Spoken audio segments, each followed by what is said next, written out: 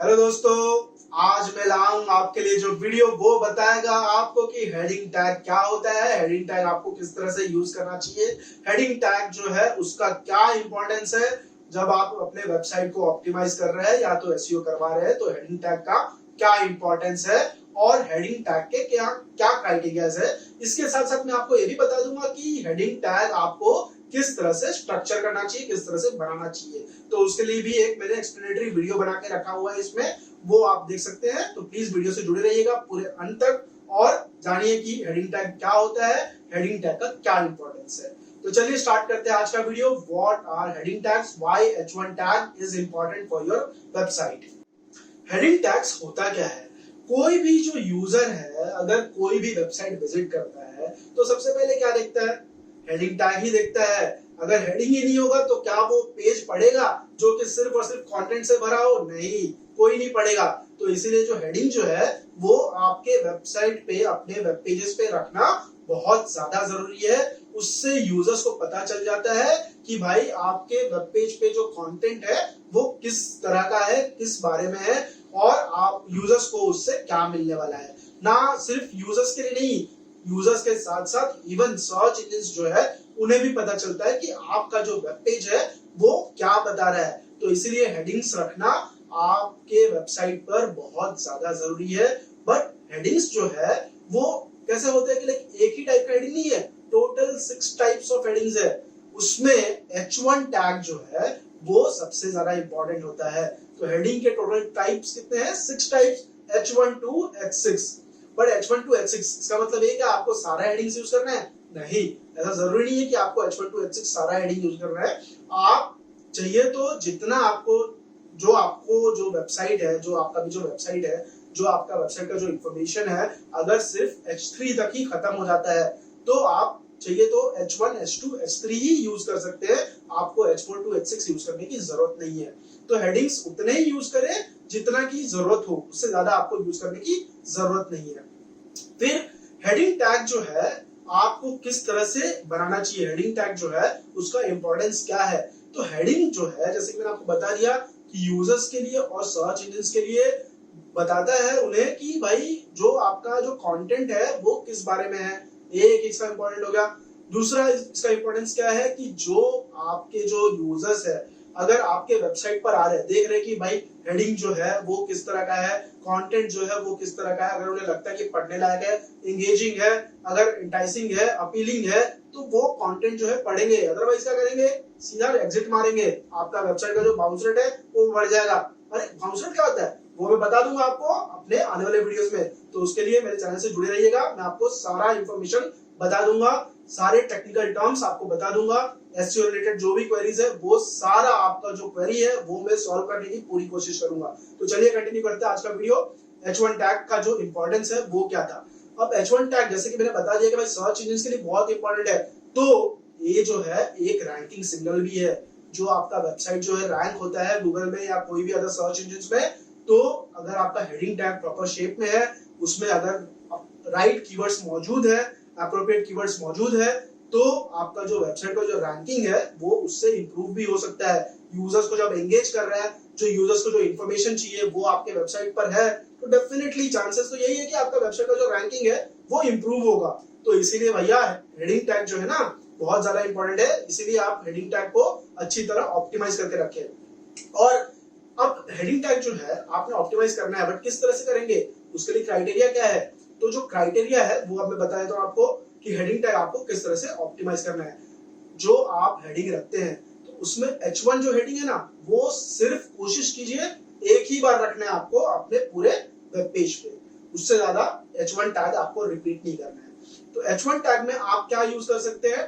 Title case, मतलब कि जो फर्स्ट लेटर है उसे कैपिटल में रख सकते हैं और बाकी का जो है स्मॉल केस में। तो टाइटल केस आप हेडिंग टैग में यूज कर सकते हैं। उसके अलावा क्या ध्यान दीजिए, जो आपका हेडिंग जो है ना काफी लंबा मत रखे। काफी लंबा रहेगा यूजर पढ़ेगा ही क्यों, तो शॉर्ट में रखे ताकि यूजर्स को समझ में आ जाए कि आपका जो पेज कंटेंट है वो किस बारे में है, आपका जो वेब पेज है उस पे क्या इंफॉर्मेशन मौजूद है। तो ज्यादा लंबा रखेंगे तो यूजर्स को समझने में भी दिक्कत आएगी, वो समझ ही नहीं पाएंगे कि आपका जो पेज है वो किस बारे में है। और ज्यादा लंबा पढ़ता कौन है? आप खुद पढ़ते क्या नहीं पढ़ते होंगे। तो प्लीज जरा ध्यान रखें कि जब हेडिंग टैग ऑप्टिमाइज करे तो उसे शॉर्ट और सिंपल रखें। और इसके अलावा आप क्या कर सकते हैं, जो भी आपके जो पेज के कंटेंट है उसमें जो इंपॉर्टेंट कीवर्ड्स जो आपने कवर किए हैं, जो टाइटल टैग में रखा हुआ है, यूआरएल में रखा हुआ है, मेटा में रखा हुआ है, वो भी आप कोशिश कीजिए कि H1 टैग में आप कवर करें। और इसके अलावा जो आपके सेकेंडरी कीवर्ड्स बच जाते हैं वो आप दूसरे हेडिंग्स जैसे कि H2, H3 to H6 जो है उसमें आप कवर कर सकते हैं। इसके अलावा आप क्या ध्यान रहे, जो भी आपका हेडिंग जो आपने जैसे मैंने बता दिया है H1 to H6 होता है, तो इसका मतलब ये नहीं कि आप H1 पहले रख रहे हैं उसके बाद में सीधा H3 रखते हैं, नहीं, H1 के बाद में H2 रखे। जैसे कि H1 आपका मेन हेडिंग हो गया, उसके बाद में H2 क्या हो जाएगा, सब हेडिंग हो जाएगा, S3 क्या हो जाएगा, सब हेडिंग हो जाएगा। तो ऐसे जो हेडिंग्स जो है उसका हियरार्की आप जरा प्रॉपरली शेप में रखे ताकि यूजर्स को समझ में आ जाए कि भाई प्रोडक्ट के अंदर कौन सा प्रोडक्ट है और उसके अंदर सब प्रोडक्ट कौन सा है, या तो कैटेगरी के अंदर कौन सा कैटेगरी है और उसके अंदर प्रोडक्ट्स कौन से हैं। तो यूजर्स को इससे समझ में आ जाएगा। टॉपिक के अंदर सब टॉपिक, सब टॉपिक के अंदर सब टॉपिक, इस तरह से आपको हेडिंग का हियरार्की रखना है। वो मैं आपको अपने जो इस वीडियो में मेरे लास्ट में एक्सप्लेनेशन दिया हुआ है कि आपको हेडिंग किस तरह से रखना है, तो आप उससे समझ में आ जाएगा आपको कि किस तरह से हेडिंग को स्ट्रक्चर करना है। इसके अलावा आप क्या ध्यान दीजिए कि जो आपका जो हेडिंग है, जैसे कि मैंने आपको बता दिया है कि हेडिंग को जरूरी नहीं है कि आप H1 to H6 पूरा कवर करें, आप H1, H2, H3 या H4 जितना आपको जरूरत है बस उतना ही कवर कीजिए। तो ये थे हेडिंग के क्राइटेरिया। हेडिंग आपको इस तरह से स्ट्रक्चर करना चाहिए। अब आपको मैं बता देता हूँ कि हेडिंग जो है आपको किस तरह से बनाना है, उसके लिए मैंने एक्सप्लेनेशन वीडियो बना के रखा है। तो चलिए स्टार्ट करते हैं। चलिए दोस्तों, तो अब समझते हैं कि आप अपने वेबसाइट के लिए जो हेडिंग जो है वो किस तरह से फ्रेम करें। आप H1 हेडिंग कब यूज करें, H2 हेडिंग कब यूज करें, H3 हेडिंग कब यूज करें। तो उसके लिए हमने क्या किया है, यहाँ पर आप मेरे स्क्रीन पर देख पाएंगे मैंने यूज किया है, कुछ कीवर्ड्स मैंने रखा हुआ है और उन कीवर्ड्स को मैंने अपने जो हेडिंग में किस तरह से एडजस्ट किया है वो हम देख लेते हैं। तो चलिए हम स्टार्ट करते हैं अब ये डेमोन्स्ट्रेशन कि आप जो है अपने वेबसाइट के लिए या तो ब्लॉग के लिए किस तरह से आप हेडिंग टैग्स बनाए कीवर्ड्स को कंसीडर करते हुए। तो जैसे आप देख पाएंगे मेरे स्क्रीन पर ये जो कीवर्ड है पासपोर्ट रिन्यूअल, सेकंड कीवर्ड है UK passport renewal, third keyword है रिन्यू योर पासपोर्ट ऑनलाइन। तो इन्हें हम किस तरह से हेडिंग में यूज करते हैं वो जान लेते हैं। ये जो है हमारा है H1 हेडिंग। H1 हेडिंग में हमने क्या यूज किया, रिन्यू योर पासपोर्ट। तो ये जो है काफी इंपॉर्टेंट कीवर्ड है, इसलिए हमने स्टार्ट ही किया है रिन्यू योर पासपोर्ट से। और उसके बाद में आप इसे पढ़ सकते हैं, renew your passport effortlessly with this simple guide. तो ये जो है हमने H1 हेडिंग में यूज कर लिया है अपने कीवर्ड को और एक अच्छा सा H1 हेडिंग हमने यहाँ पे बना दिया है। और उसके बाद में अब हम देखते हैं कि H2 हेडिंग क्या है। तो यहाँ पर भी आप देख पाएंगे मैंने समरी ऑफ टॉपिक्स यहाँ पर ओपन करके रखा हुआ है।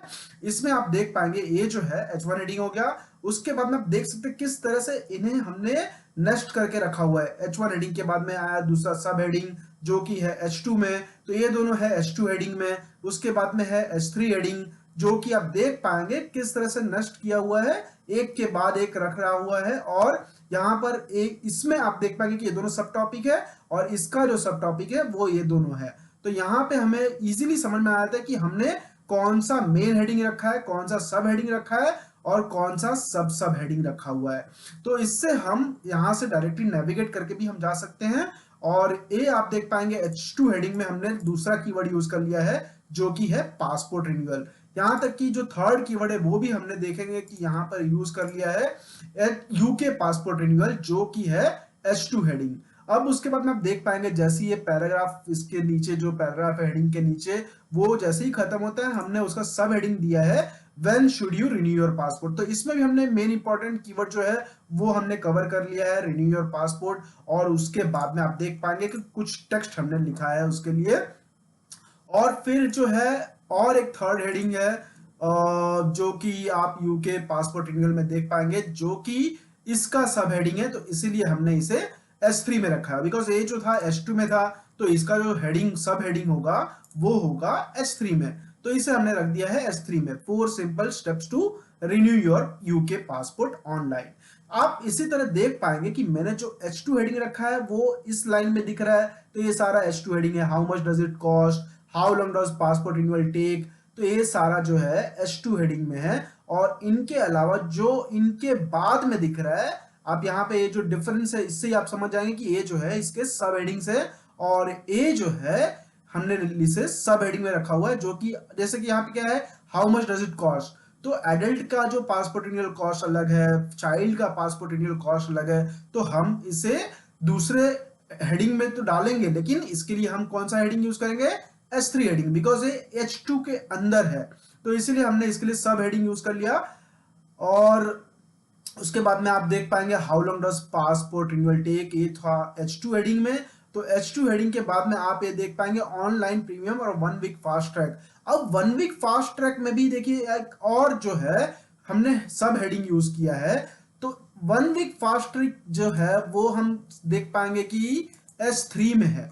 तो 1 वीक फास्ट ट्रैक को जब हमने S3 में रखा है, तो उसके नीचे जो सब हेडिंग होगा वो हम क्या में रखेंगे, H4 में रखेंगे। तो इसी तरह से जो जिस तरह का आप हेडिंग बनाते हैं, आप उस तरह से उसका सब हेडिंग, उसके जो लोअर जो सब हेडिंग का फॉर्मेट होता है, जो H2 के बाद में जैसे S3 हो गया, S3 के बाद में जैसे कि H4 हो गया, तो हमने 1 वीक फास्ट ट्रैक जो H3 में था, उसके बाद में जो सब हेडिंग यूज किया है, उसके लिए हमने यूज कर लिया यू में यूज दिस ऑप्शन, वो जो है हमने H4 हेडिंग में रख दिया है। तो इसी तरह आप भी अपने वेबसाइट या ब्लॉग का जो हेडिंग है उसे फॉर्मेट कीजिए और एक अच्छा सा टेक्स्ट बनाइए, एक अच्छा सा टॉपिक्स क्लस्टर बना लीजिए, जो कि यूजर्स को रीड करने में काफी इंटरेस्ट दिखाए, यूजर्स उसमें अपना जो है इंटरेस्ट दिखाए और उसे अच्छी तरह पूरी तरह रीड करे। ये जो सब हेडिंग से आप देख सकते हैं कि कितना वैल्यूएबल है यूजर्स के लिए। तो वो सब ये जो हेडिंग्स है वो रीड करके जो टेक्स्ट जो है उसके बाद में पढ़ेंगे। तो इसीलिए हेडिंग जो है बहुत ज्यादा इंपॉर्टेंट होता है, बिकॉज जब हेडिंग ही अच्छा नहीं रहेगा तो यूजर आगे का टेक्स्ट पढ़ेगा ही क्यों। तो इसीलिए आपको हेडिंग को अच्छी तरह फॉर्मेट करना चाहिए, अच्छी तरह लिखना चाहिए, एंगेजिंग रखना चाहिए और यूजर्स जो है उसमें इंटरेस्ट दिखाए उस तरह का बनाइए। और यहां तक कि आप ये भी कर सकते कि आप उसमें इंपॉर्टेंट कीवर्ड्स रखें, ताकि जो यूजर गूगल में सर्च करके आपके वेबसाइट पर आया है वो क्वेरी जो है अगर आपके वेबसाइट के हेडिंग में मिलता है तो डेफिनेटली वो वही पढ़ेंगे। तो इसीलिए आपको जो अपना हेडिंग है उसमें आपको कीवर्ड्स भी रखना जरूरी है और उसे मीनिंगफुल बनाए, उसे एंगेजिंग बनाए। तो दोस्तों बस इतना ही था। आप डेमो शायद से समझ चुके होंगे कि किस तरह से आपको हेडिंग रखना है अपने वेबसाइट के लिए। तो दोस्तों आपने जाना कि हेडिंग टैग होता क्या है, H1 हेडिंग क्या होता है, हेडिंग टैग्स के इंपॉर्टेंस क्या है, H1 हेडिंग का क्या इंपॉर्टेंस है, किस तरह से आपको हेडिंग टैग्स अपने वेबसाइट पे रखना है, वो भी मैंने बता दिया है अपने इस वीडियो में और आपको एग्जांपल भी दे दिया है। तो अब शायद आपके पास कोई क्वेश्चन नहीं होगा, बट अब भी अगर आपके पास कोई क्वेश्चन है तो कमेंट बॉक्स में टाइप कीजिए, हम तक पहुंचाइए, हम उन्हें आंसर करेंगे।